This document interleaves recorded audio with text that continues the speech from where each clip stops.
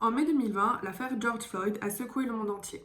Sa mort tragique a engendré de nombreuses manifestations dans tous les États-Unis, mais également des rassemblements de soutien partout dans le monde. Le mouvement Black Lives Matter, qui milite contre le racisme systémique, a alors obtenu une grande visibilité. Dans ce contexte, les premières répercussions ne se sont pas faites attendre.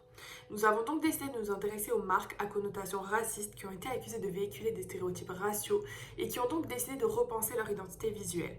Nous avons mis en avant la théorie de la cybernétique et l'importance du feedback. En effet, la marque Oncle Benz, suite au retour des consommateurs, est devenue Benz Original. C'est ce que nous avons voulu montrer dans notre œuvre interactive. Notre point de départ a été de produire un tableau s'inspirant largement du style Bauhaus. Nous y avons intégré la marque Uncle, sujet d'indignation de la part du mouvement Black Lives Matter et des consommateurs en général, et son cheminement jusqu'à son changement d'identité.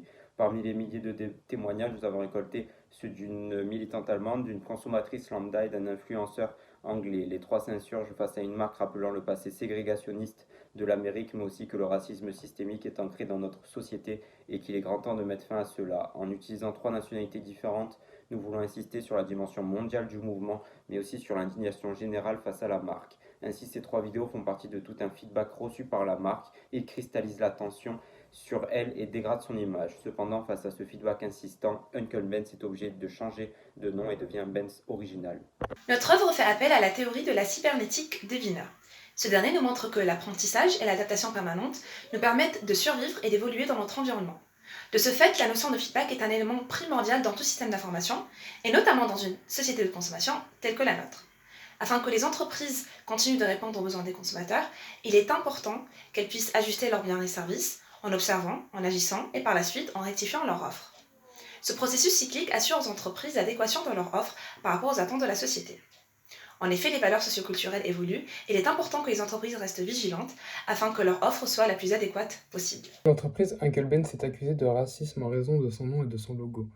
Ce dernier représente un homme noir qui rappelle donc le passé esclavagiste des États-Unis et les plantations de riz exploitées grâce à la main-d'œuvre des esclaves noirs. Uncle Ben's a annoncé en septembre 2020 la modification de son logo et de son nom.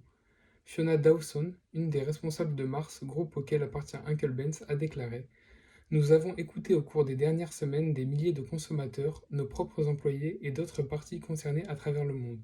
Et elle a ajouté: Nous comprenons les inégalités associées au nom et au visage de la marque précédente. Dans notre œuvre, le feedback prend la forme de posts sur les réseaux sociaux qui dénoncent et critiquent le fait que Oncle Ben's contribue à renforcer le racisme systémique.